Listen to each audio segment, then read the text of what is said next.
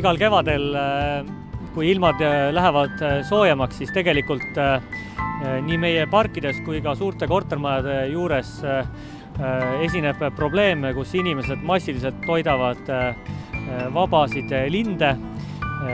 Ja siinkohal on oluline rõhutada, et linde tegelikult toita ei tohiks ja kasu asemel tekitab see neile hoopis kahju.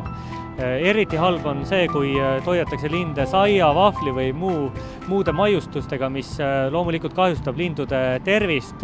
Ornitoloogide sõnul ei sisalda sai lindudele vajalikke vitamiine ega mineraale, vaid vastupidi, tekitab neile selle söömine tervisekahju.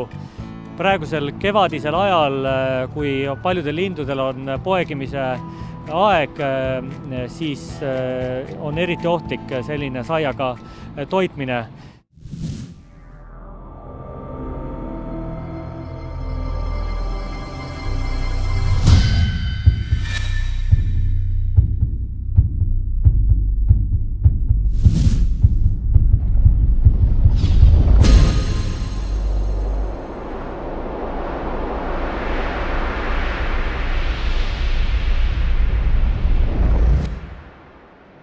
Saime päris palju tagasisidet Kristiine elanikelt ja otsustasime, et paigaldame sellel kevadel mitmele poole välja märgid, kus kutsume linnaosa elanikke üles linde mitte toitma.